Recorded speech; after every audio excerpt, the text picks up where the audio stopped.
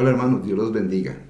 Estamos muy contentos de poder llegar donde ustedes están a través de este medio que no es presencial, es virtual, aunque hoy estamos en el servicio en el templo teniendo un culto presencial limitado a un aforo de 40 espacios y con las restricciones del caso y los protocolos que las autoridades de salud nos exigen. De tal manera que vamos a tener este mes, si no cambia nada, 3 servicios presenciales.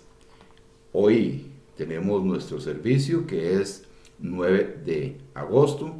El próximo domingo 16 no, porque las zonas en naranja no, no tienen apertura, pero el 23 y el 30 sí. Estamos tratando de hacer todos los ajustes necesarios para que todo salga bien en esos servicios, pero manteniendo también nuestras publicaciones virtuales, tanto para el servicio general como para los niños, por aquello de que muchos de los hermanos no pueden hacerse presente por razones que ya todos conocemos. De tal manera que esperamos que esta predicación, este servicio que tenemos virtualmente, que es prácticamente lo mismo que vamos a tener en el servicio presencial, solo que en dos tiempos diferentes, pueda ser de bendición para cada uno de ustedes que nos observan por los canales virtuales que Iglesia Faro tiene, como es YouTube y Facebook. Muy bien, vamos a orar y pedir la bendición de Dios para que la predicación, la enseñanza, la reflexión de este momento pueda llegar y ser de bendición a cada corazón y cada vida, tanto de ustedes, hermanos de la Iglesia Faro, como de amigos, conocidos y personas que tal vez por una u otra situación están viendo esta publicación. Oremos. Padre, en el nombre de Jesús venimos ante tu presencia, Señor, para que tú nos puedas hablar a través de tu palabra. Tu palabra es divinamente inspirada y tu Espíritu Santo también la puede acomodar, Señor, en base a cada una de las realidades que estamos experimentando, aquellos a los que somos confrontados a tu palabra. Ayúdanos, bendícenos, anímanos, fortalécenos, corrígenos también, Señor, según sea el caso. En el nombre de Jesús, amén, amén. ¿Cómo vivir el cristianismo hoy? Es el tema que vamos a estar abordando en los siguientes minutos. Para eso quiero, en la Nueva Traducción Viviente, leer en la carta del apóstol Pablo a Tito, en el capítulo 2, versículos del 11 al 13. Dice así la palabra del Señor. Porque la gracia de Dios se ha manifestado para salvación a todos los hombres, enseñándonos que, renunciando a la impiedad y a los deseos mundanos, vivamos en este siglo sobria, justa y piadosamente, aguardando la esperanza bienaventurada y la manifestación gloriosa de nuestro gran Dios y Salvador Jesucristo. El versículo 11 de este pasaje que acabamos de leer dice que la gracia de Dios se ha manifestado para salvación a todos los hombres, a todas las personas, toda la humanidad. Esa gracia se ha manifestado, esa gracia de Dios se ha manifestado para salvación. En otras palabras, la salvación para todos es producto de la gracia de nuestro Dios. Aunque esto es así, muchos no son salvos. Sabemos que el cristianismo, aunque ha crecido de una manera muy acelerada y ha llegado a muchos sectores del planeta, no todas las personas han abrazado a Jesucristo como su Señor y como su Salvador. Pero aquí la palabra de Dios dice que la gracia del Señor se ha manifestado a salvación a todos los hombres. Entonces, ¿hay alguna contradicción en esto? Porque muchos no han alcanzado la salvación. ¿Por qué? Porque la salvación se obtiene por medio de la fe en la persona y en la obra redentora de Cristo Jesús. Entonces la gracia de Dios es la que salva a la persona, esa gracia, ese favor no merecido. Pero la fe es el medio por el cual se obtiene precisamente esa salvación. Es como decir el tenedor que lleva el alimento a la boca. Lo que nos alimenta no es el tenedor, son los nutrientes que tiene ese alimento, los nutrientes que tiene esa comida, pero el tenedor es el medio por el cual ese alimento viene a nuestra vida. Para los que hemos alcanzado la salvación de esa gracia divina, en este pasaje el Señor nos dice varias cosas. Número uno, debemos dar la espalda a la pecaminosidad y la mundanalidad. En la primera parte del verso 2 dice, enseñándonos que renunciando a la impiedad y a los deseos mundanos. El mundo nosotros debemos entender que es. Sí, es un lugar donde habitamos todos los seres humanos, pero dentro de una connotación, dentro de un entorno, contexto bíblico, espiritual, el mundo para nosotros significa algo más. Es un tipo de vitrina que muestra de una manera muy seductora, de una manera muy atractiva, un gran menú de cosas que los cristianos no debemos elegir como estilo de vida. El mundo, sí, cuando habla del estilo, del sistema que lo gobierna, no es algo que nos pueda enseñar a nosotros los valores que debemos tener en la vida. Como bien lo enseñó el Señor, el mundo entero está bajo el dominio y el control del maligno, por lo que debemos entender que nada bueno, espiritual y moralmente puede parar el mundo cuando seguimos su camino.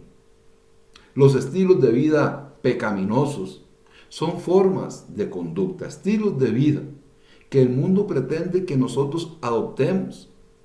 Pero lastimosamente, algunos cristianos, muchos hijos de Dios, lo hacen y entran en conflictos espirituales, morales y de conciencia. Y también se ponen a jugar a la ruleta rusa, a caminar por la cuerda floja, porque no es la forma de vivir, no es lo que Dios bendice, no es lo que Dios manda, no es a lo que Dios se complace y Él recibe la gloria y la honra, todo lo contrario. Dios recibe la honra, Dios recibe la gloria cuando los cristianos, tal y como lo acabamos de leer, renunciamos, nos alejamos de esas cosas y adoptamos otro estilo de vida, que es el que Él nos manda y nos enseña a través de su palabra. Recordemos que, aunque hayamos nacido de nuevo en el reino de Dios por el Espíritu Santo, cuando vinimos al Señor y obtuvimos la salvación, hay deseos interiores, internos, de nuestra naturaleza pecaminosa que todavía está en nosotros, hacia todo lo mundano, hacia todo lo pecaminoso. Es como un magnetismo. El mundo, dijimos, que es como una vitrina que nos presenta un menú de cosas que para la carne, para esa naturaleza pecaminosa, es muy atractiva, muy seductora, por lo que debemos mantener una actitud constante de renuncia, siempre, y no ceder ante esas cosas que nos vienen a tentar y a seducir. Dice aquí, en el pasaje que leímos, renunciando a la impiedad y a los deseos mundanos. Es decir, el mundo nos lo presenta para que nosotros lo tomemos, pero nuestra actitud responsable desde el punto de vista cristiano, si queremos caminar de acuerdo a la voluntad de Dios, agradando al Señor, es renunciar a ese tipo de cosas. Como un segundo aspecto, este pasaje nos enseña que debemos practicar la sobriedad, la justicia y la piedad como estilo de vida. Sobriedad, justicia y piedad. Son tres conceptos y vamos a hablar de ellos de una manera muy breve, obviamente. Sobriedad nos habla de alguien que no está bajo los efectos del alcohol y otras sustancias que alteran y modifican su comportamiento, haciéndole perder el uso correcto de sus facultades. Lo contrario, el antónimo de sobriedad sería ebriedad. Ustedes han visto a alguien ebrio en la calle, desinhibido completamente.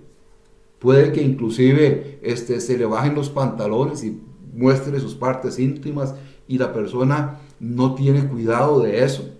Habla mal, camina mal, se cae, tropieza, no coordina. Bueno, ese es un estilo de vida de una persona, o una conducta, perdón, una conducta de una persona que está bajo los efectos del alcohol y otras sustancias que lo alteran en todo su proceder. La sobriedad, no. Es una persona que sí está ecuánime, que tiene las facultades en su mejor uso, que es dueña de sí misma. Entonces, los cristianos somos llamados precisamente a ser dueños de nosotros mismos, a tener dominio propio o también autocontrol. La palabra de Dios nos dice que a nosotros Dios nos ha dado dominio propio. Y entonces, cuando nosotros no permitimos que cosas de origen incorrecto, digamos que representarían las sustancias y el alcohol que vienen a afectar a las personas y los ponen en un estado de ebriedad, sino que la persona sobria, espiritual y moralmente hablando, entonces no acepta cosas de origen incorrecto que vengan a alterar nuestro comportamiento, en este caso como hijos de Dios, y que esas cosas dicten la forma en que nosotros debemos vivir. El creyente tiene una forma ya de vivir que ha sido establecida por los lineamientos de la palabra de Dios. Dios nos dice a nosotros, a sus hijos, cómo debemos vivir. Y cualquier otra cosa que venga a alterar y modificar y hacernos cambiar nuestro estilo de vida, que se debe fundamentar y basar precisamente en esos lineamientos, la debemos rechazar de plano. También nos habla de justicia. En el contexto se refiere precisamente a lo que es rectitud y buenas obras. De hecho, el siguiente versículo del pasaje que leímos, el versículo 14, dice, hablando de Jesucristo, quien se dio a sí mismo por nosotros, para redimirnos de toda iniquidad, cosas malas, y purificar, hacer puro, para así un pueblo propio, celoso de buenas obras. El cristiano debe experimentar una vida llena de celo por las cosas que son correctas, por las cosas que Dios nos enseña. Rechazar lo que Dios rechaza y abrazar lo que Dios nos pide que abracemos, pero hacerlo desde un deseo profundo de nuestro corazón. Jesús se dio a nosotros para redimirnos, para rescatarnos, para comprarnos y sacarnos de la iniquidad, es decir, de la maldad, y limpiarnos y purificarnos de todo aquello que había ensuciado nuestra vida por causa del pecado, y ha puesto el sentir, la motivación a través de su misma presencia, porque los cristianos somos templo del Espíritu Santo, y tiene que emerger, aflorar de nosotros, de nuestro interior, a través del fruto del Espíritu Santo, la obra que Dios, a través del Espíritu Santo y la palabra, hace en cada uno de nosotros, un deseo de hacer buenas obras, de proceder bien. No para alcanzar la salvación, porque las buenas obras no nos van a salvar. La Biblia dice que somos salvos, esto no por obras, pero sí para que dice la Escritura que podamos proceder de esta manera para glorificar a nuestro Padre que está en los cielos y bendecir a los demás y tener un estilo de vida como el del Señor. También nos introduce el tema de la piedad este pasaje. Recordemos lo que estamos hablando, que el Señor dice para que vivamos en este siglo sobria, justa y piadosamente. Tres conceptos: sobriedad, ya lo vimos; justicia, ya lo vimos, pero también nos dice de piedad, piadosamente. Piedad significa devoción y consagración a lo santo, a lo sagrado. Dios nos separa. Eso significa consagrar, eso significa santificar, separar, consagrar, sacarnos de un lugar para poder que nos dediquemos a otra cosa. Y en este caso, a Dios y a su reino. Todo lo que tiene que ver con Dios, todo lo que tiene que ver con el reino de Dios, la presencia de Dios, son cosas sumamente sagradas, son cosas santas. Y los cristianos entonces debemos vivir en santidad en todos los aspectos de la vida, tanto la vida pública, donde somos, digamos, un objeto donde la gente puede ver nuestro proceder, y también dentro de lo que se refiere a nuestra vida privada, donde nadie nos ve y es un campo minado muy peligroso, porque al no estar siendo observados por nadie, podemos hacer cosas, ver cosas, anhelar cosas en nuestro corazón que no son del agrado del Señor. La santidad es pública y es privada en todo nuestro estilo de vida. En 1 de Pedro, capítulo número 1, versículo 15 y 16, es un pasaje creo que bastante conocido, dice: sino como aquel que os llamó es santo, sed también vosotros santos en toda vuestra manera de vivir. Porque escrito está: sed santos, porque yo soy santo. Entonces, debemos tener santidad como un estilo de vida, como aquella placa que colgaba en la vestimenta de los sacerdotes que decían: santidad a Jehová o al Señor. Nuestra vida tiene que tener esa insignia, esa marca, un pueblo consagrado. No estamos hablando de ser santulones, eso es algo muy distinto. Estoy hablando a una vida consagrada, dedicada a Dios, separada para Dios. Eso nos habla de tener una vida piadosa.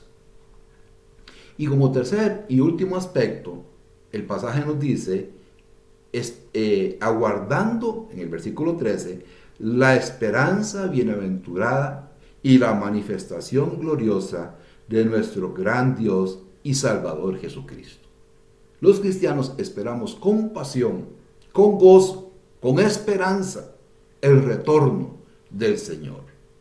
Hermanos, amigos, el inminente retorno del Señor se aproxima. Esto es algo que yo creo que todos los tenemos que tener muy claro. Y si usted no lo tiene claro, téngalo claro.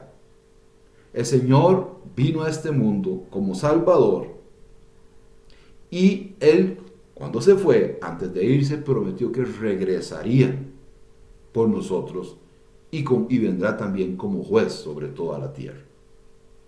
Entonces, el inminente retorno del Señor se aproxima, y los creyentes debemos ser como aquellas 5 vírgenes prudentes que tenían aceite en sus lámparas, suficiente aceite, y estaban preparadas para recibir al esposo, según nos muestra Jesús en la parábola de Mateo.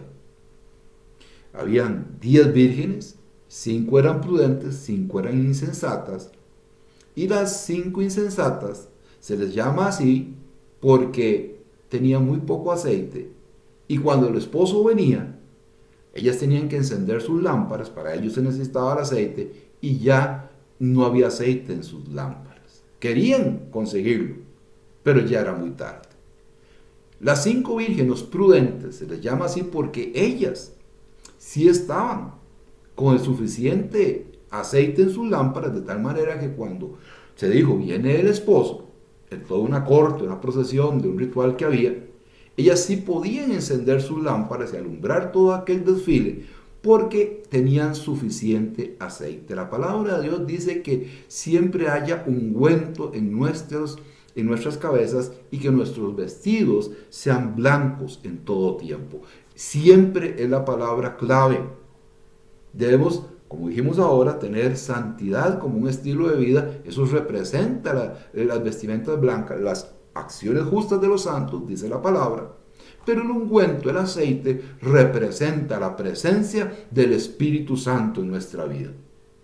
Entonces, cuando nosotros hablamos de el inminente regreso de nuestro Señor a esta tierra, nosotros que tenemos el Espíritu Santo debemos alimentar y cultivar nuestra vida espiritual de tal manera que tengamos el suficiente aceite. Es decir, esto es como hacer un viaje de un trayecto un poco largo en un vehículo, y como usted sabe que es largo, usted le coloca, le pone gasolina en el tanque o el combustible que sea, suficiente para poder llegar a ese lugar. No va a ir con el mínimo, como si usted saliera a hacer un par de mandados a la vuelta del barrio. No, usted sabe que va para un trayecto largo, son 300, 400, 500 kilómetros. Usted tiene que ir con el tanque lleno. Y si usted ve que el tanque no le va a alcanzar lo que le puso, entonces de camino lo vuelve a llenar para que usted pueda llegar sin problemas. De eso se trata, hermano. De eso se trata, amigo. De tener suficiente aceite, que es esa presencia espiritual del Espíritu de Dios en nuestra vida, a través de todo lo que es su obra y el fruto de Él en nuestro interior, que va a aflorar en nuestro estilo de vida, en nuestras conductas, por medio de esas virtudes que se manifiestan en toda nuestra manera de vivir, como lo leímos hace un rato. Pero para ello debemos cultivar, estar constantemente llenándonos de la presencia de Dios. La Biblia dice, no os embriaguéis, vuelvo a usar el término que es este antónimo de la palabra sobriedad. Dice, no os embriaguéis con vino, en lo cual hay disolución, antes bien dice, sed llenos del Espíritu Santo, en Efesios capítulo número 5. Debemos estar siempre llenos del Espíritu Santo, porque esta es una condición que debe existir en cada cristiano que anhela el retorno del Señor Jesucristo. Nuestra esperanza cristiana no es terrenal. La esperanza del cristiano es celestial.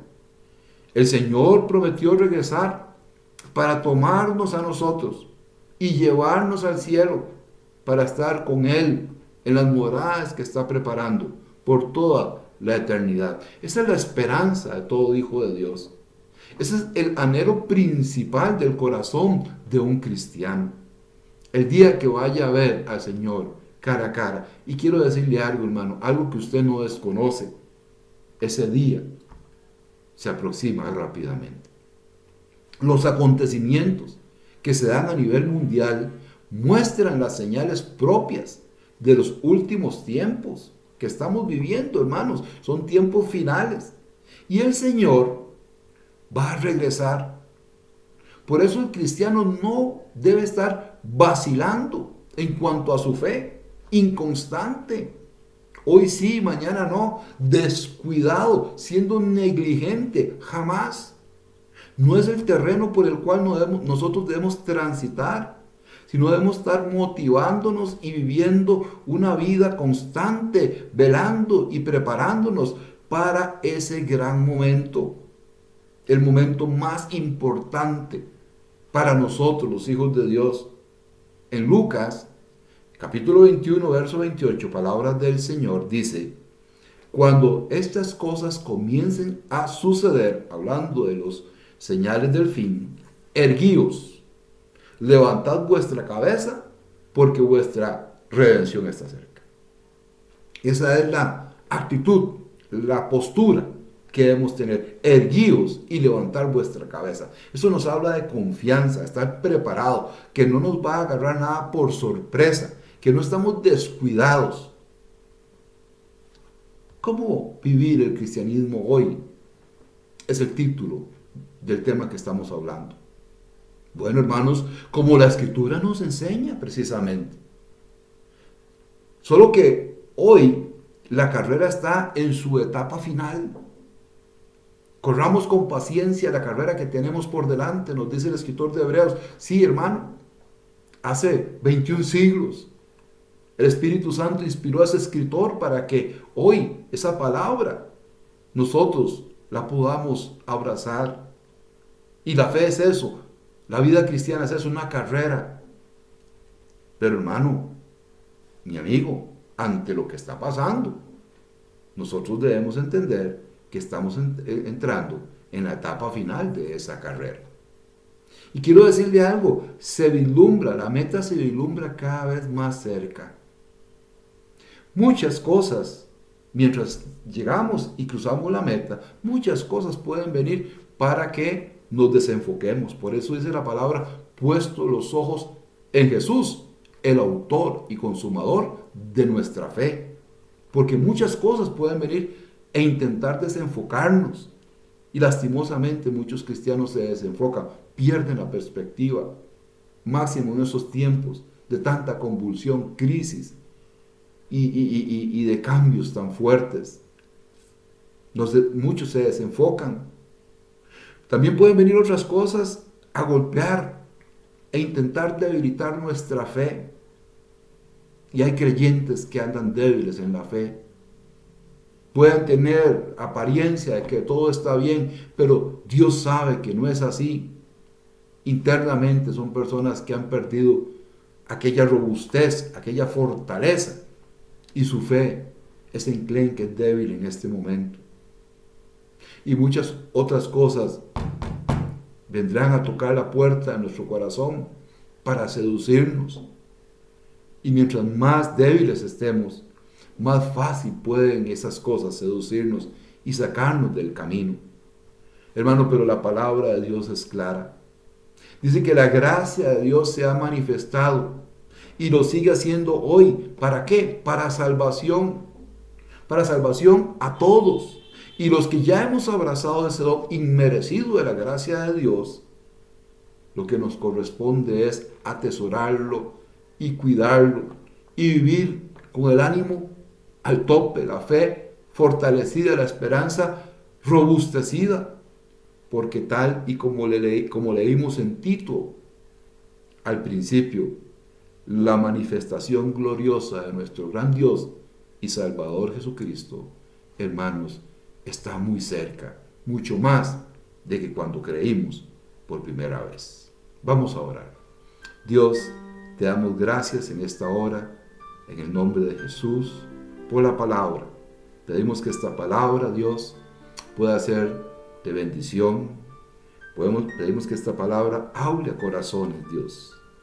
Si hay personas aquí que se han apartado, se han descuidado en la fe, se han apartado del camino del Señor, esta palabra el Espíritu Santo la toma y la está hablando a tu corazón, a tu conciencia, a tu espíritu, mostrándote la necesidad de volver al Padre, como aquel joven de la historia del hijo pródigo que se había ido de la casa de su padre a vivir de una manera incorrecta, pero él volviendo en sí dijo: he aquí, yo aquí con hambre y en la casa de mi padre hay abundancia de pan, me voy a levantar y me voy a regresar a donde mi padre y le voy a decir: Padre, he pecado contra el cielo y contra ti, acéptame nuevamente.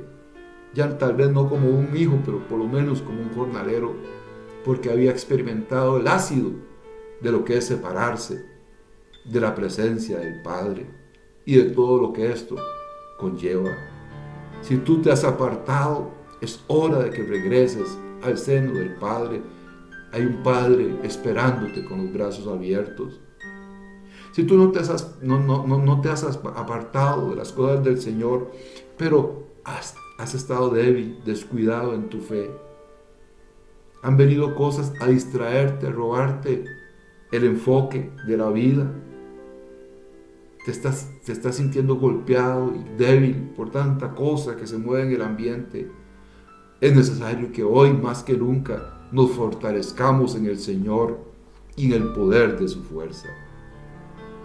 Consagrémonos, dediquémonos, hagamos lo mejor, demos el mejor de nuestros esfuerzos espirituales, porque ya la meta se vislumbra.